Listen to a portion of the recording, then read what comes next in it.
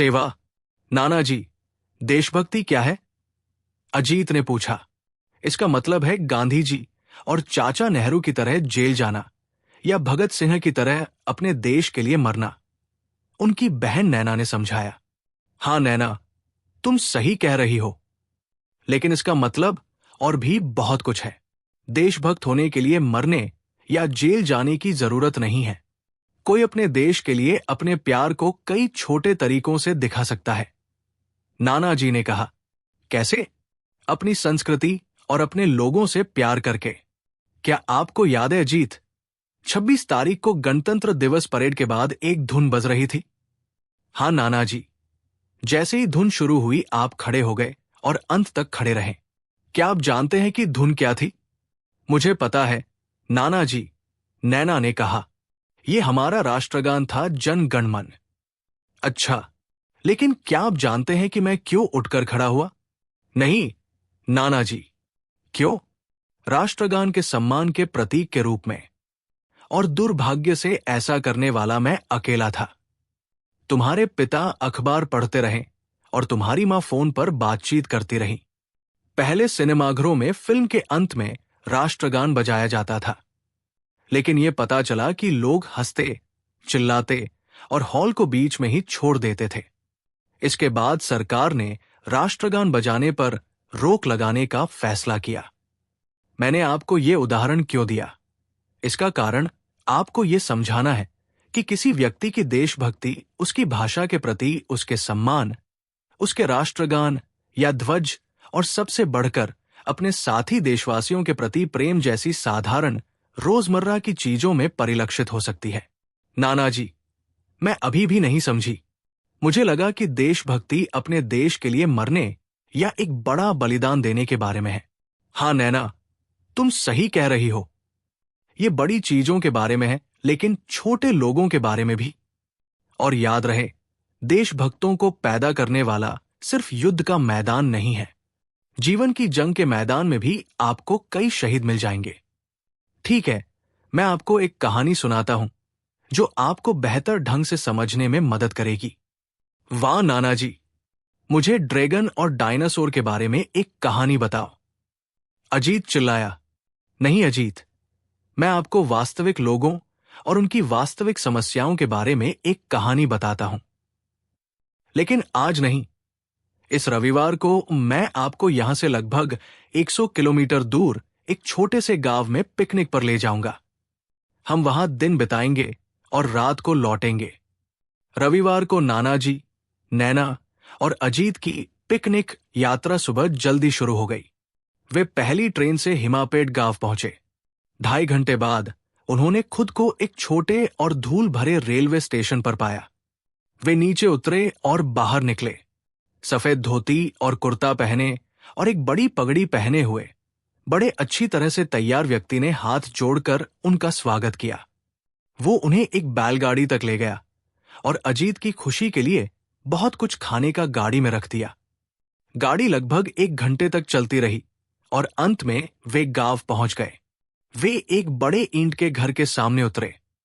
एक बुजुर्ग पुरुष और महिला बाहर आए। उन्होंने नाना जी का अभिवादन किया। वे एक ऐसी भाषा बोल रहे थे जिसे नैना और अजीत को समझना मुश्किल था। 1 घंटे बाद, नाश्ता करने के बाद, नाना जी उन्हें एक विशाल पीपल के पेड़ के पास ले गए जहां एक चबूतरा था। वे सभी बैठ गए और नाना जी ने अपनी कहानी शुरू की। करीब 10 साल पहले आकाश नाम का एक युवक रहता था। वो डॉक्टर बनने के लिए पढ़ाई कर रहा था। MBBS पूरा करने के बाद उन्होंने कड़ी मेहनत की और उसे USA की छात्रवृत्ति मिली। उसने अपनी मास्टर्स डिग्री प्राप्त की और वापस आने का फैसला किया। उनके साथ उनके 10 दोस्त भी उच्च शिक्षा के लिए अमेरिका गए थे। वे सब वहीं रुक गए, लेकिन आकाश लौट आया। आकाश के पिता अपने बेटे के फैसले से बहुत खुश नहीं थे। उन्हें बहुत गर्व था कि उनके बेटे ने विदेशी डिग्री हासिल की थी।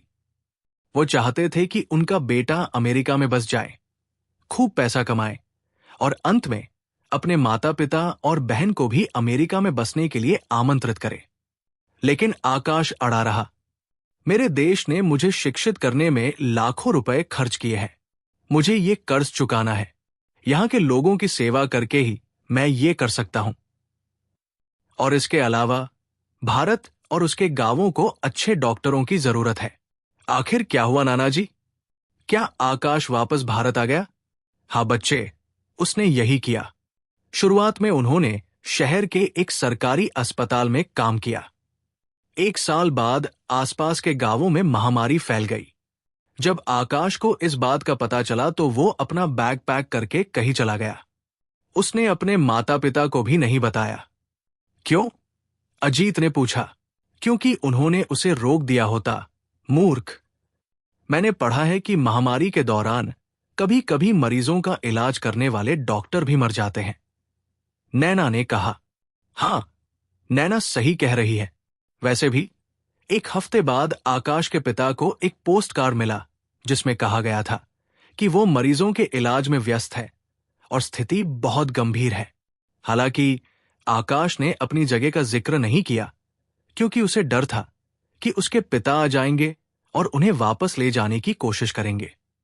2 हफ्ते बाद उसके पिता को फोन आया कि आकाश को गंभीर हालत में सिटी अस्पताल में भर्ती कराया गया है। उसके माता पिता उसे देखने दौड़ पड़े। वो बहुत खराब स्थिति में था। उसके मुंह से मुश्किल से बोल निकल रहे थे।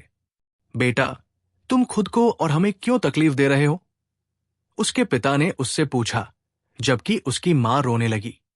मैं लोगों को तकलीफ में नहीं देख सकता। तुम्हारे दोस्त अमेरिका में जीवन का आनंद ले रहे हैं, पैसे कमा रहे हैं और तुम अपने जीवन के लिए लड़ रहे हो। मुझे समझ नहीं आ रहा है कि ये सब करके तुमको क्या मिल रहा है। अगर तुमको अपनी परवाह नहीं है तो कम से कम अपनी मां के बारे में तो सोचो। जरा उसकी हालत देखो, वो तुम्हारी चिंता में पागल हो गई है। पिताजी, मुझे नहीं लगता कि मैं आपको अपने कार्यों के बारे में कभी भी समझा पाऊंगा। मैं केवल इतना कह सकता हूं कि मुझे इस बात का संतोष है कि मैं इतने लोगों की जान बचाने में सफल रहा हूं।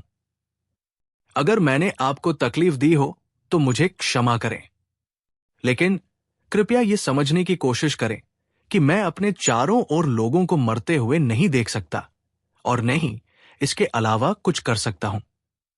1 महीने तक संघर्ष करने के बाद आकाश ने अपनी मां की गोद में ही दम तोड़ दिया।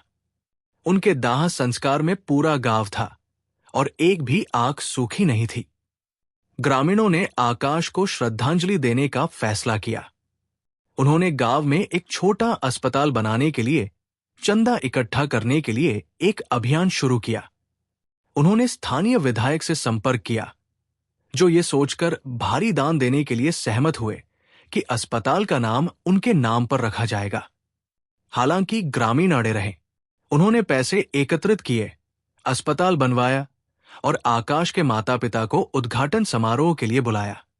आकाश के पिता ने अस्पताल का उद्घाटन किया। आओ, मैं तुम्हें कुछ दिखाना चाहता हूं, नाना जी ने कहा और अपने हाथों में उन्हें पीपल के पेड़ से कुछ 100 मीटर पीछे एक इमारत में ले गए। वे एक बोर्ड के सामने रुक गए। नैना, कृपया पढ़िए क्या लिखा है। आकाश मेमोरियल अस्पताल डॉ आकाश राय की याद में, जिन्होंने इस गांव को मौत से बचाया। नैना ने अपने दादा की ओर देखा। नाना जी की आंखें आंसुओं से भीगी हुई थी। नाना जी, आकाश राय, लेकिन आपका सरनेम भी राय है। क्या वो आपके बेटे थे? हां, मेरे बच्चे, वो मेरा बेटा था। आपकी मां के बड़े भाई। दर्शन शास्त्र के प्रोफेसर के रूप में मैंने हमेशा सोचा था कि मैं हर चीज के बारे में सब कुछ जानता हूं, लेकिन मेरे बेटे ने मुझे सेवा शब्द का सही सार और देशभक्ति शब्द का वास्तविक अर्थ मुझे सिखा दिया। हमारे आसपास बहुत से लोग हैं जो कि परेशान और पीड़ित हैं, और हमें उनकी सहायता और सेवा करने को मानवता की सेवा करने के अवसर के रूप में समझना चाहिए। प्रार्थना मदद करती है, लेकिन ये अंतिम उपाय होना चाहिए। जहां भी और जब भी संभव हो, आइए हम अपनी सहायता और सेवाओं का विस्तार करें। सेवा आध्यात्मिक जीवन की प्रेरक शक्ति है। यदि आप स्वयं को दिव्य शक्ति के अधीन रखकर प्रेम और दृढ़ विश्वास के साथ सेवा करें, तो चाहे ये सक्रिय सेवा हो या निष्क्रिय, पर्याप्त है और इसका उद्देश्य पूर्ण हो जाता है।